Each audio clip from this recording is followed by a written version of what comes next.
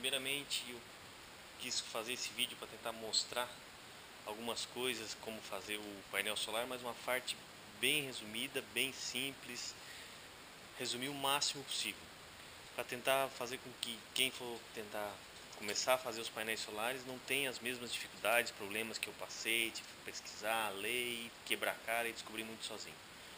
Bom, primeiramente essas aqui são as células. Eu optei por células de tamanhos maiores, que são as células de 6 polegadas, uma por dar menos trabalho, ser mais fácil de, mais rápido, mais prático de montar. E também tem as células as menores, tá? Tem algumas aqui, tive algumas que quebrou no transporte e tal.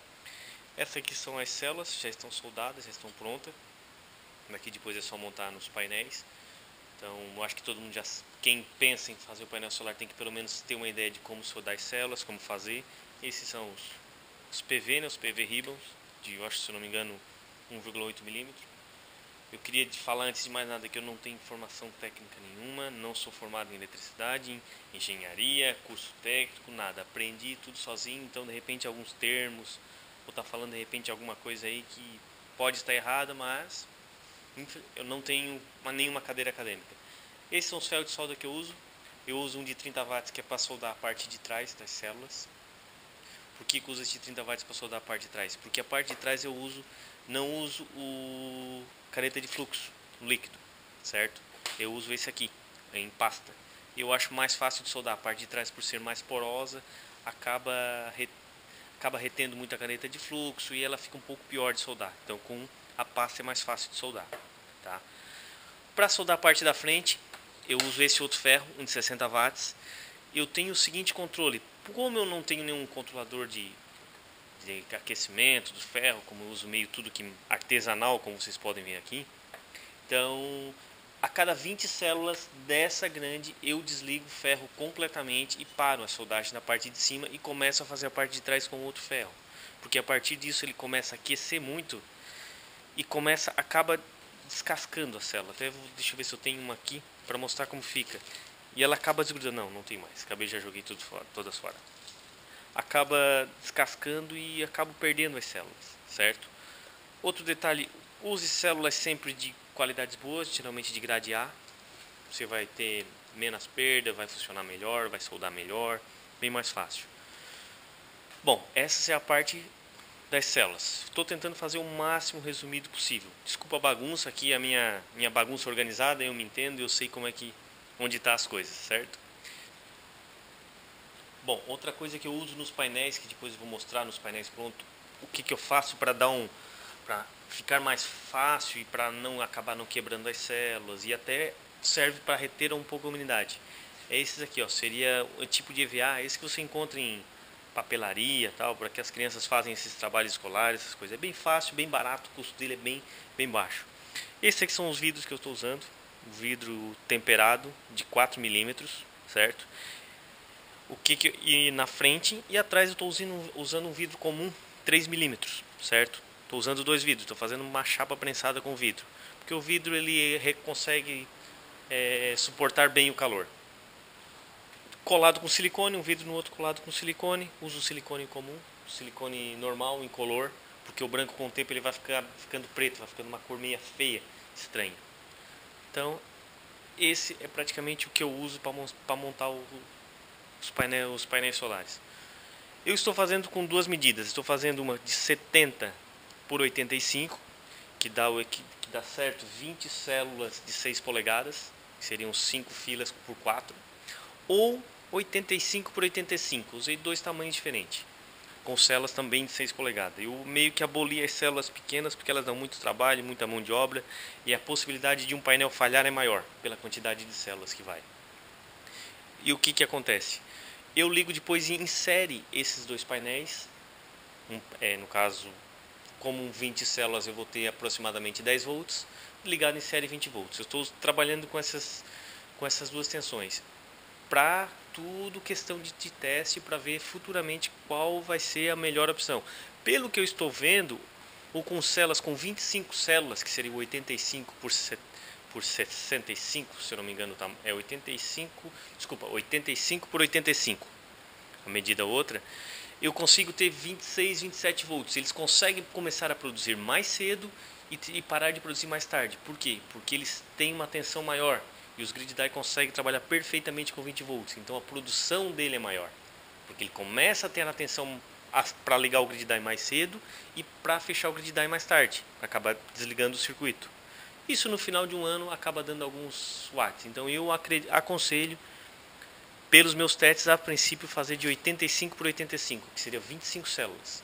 Ligando em série vai ter aproximadamente 26, 27 volts. Depois eu vou mostrar o circuito ali funcionando, ok? Bom, aqui é o meu conjunto, usar os dois grid dies. Um está ligado, que está produzindo aqui 16 volts. O outro está ligado 20 volts. Ou seja, esse aqui são o que eu estou testando, como eu falei, com os painéis de 20 volts. E os com painéis de 25 volts. Falando que levando em consideração que cada célula tenha 0,5. Sempre dá um pouquinho mais, então, mas isso não vem ao caso. Esse aqui é o meu CD que eu fiz para mim ter um controle, controlar, saber todos os painéis, como é que está a produção, se algum tiver com problema ou não. Tá meio adaptado aqui, tá meio de qualquer jeito, porque eu ainda estou testando, estou tentando descobrir qual a melhor forma, qual o melhor jeito para produzir. Ou seja, aqui está ligado são um painel, o outro painel, o outro e outro painel. Essa é a tensão desse último painel, que está dando aqui 9,7 amperes. Hoje o sol, como já estamos chegando aqui no inverno no sul, o sol não está tão direcional nos painéis, então as produções dele, produção de energia, acabou caindo um pouco, certo? No verão eu acredito que aqui onde está 9 amperes eu vou conseguir perfeitamente aí 13, 14 amperes, vai aumentar em torno de 30% no verão. Então aqui eu funciono, tava os fios aqui meio tudo adaptado, meio enjambrado, porque como eu falei, tá tudo em fase de teste, eu estou testando. A minha cidade é uma cidade pequena, praticamente muito poucas pessoas entendem de painel solar, o pouco que entendem de forma errada, até não tem tanto conhecimento, então fica um pouco difícil. Tudo que eu aprendi, tudo que eu fiz, tudo que eu estou fazendo é com muita leitura, muita pesquisa e muita coisa. Aqui é a minha produção, nesse momento está produzindo aí 336, 337 watts, mas há 2 meses atrás estava produzindo perfeitamente 450, 440 watts com os painéis que eu tenho lá em cima, certo? Agora eu vou subir lá em cima e vou mostrar os painéis para vocês.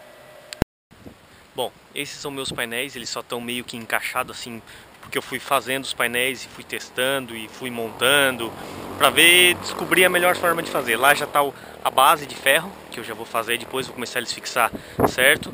Mas a princípio eles estão aqui ainda em teste. Bom, esse aqui é um painel que eu fiz os primeiros.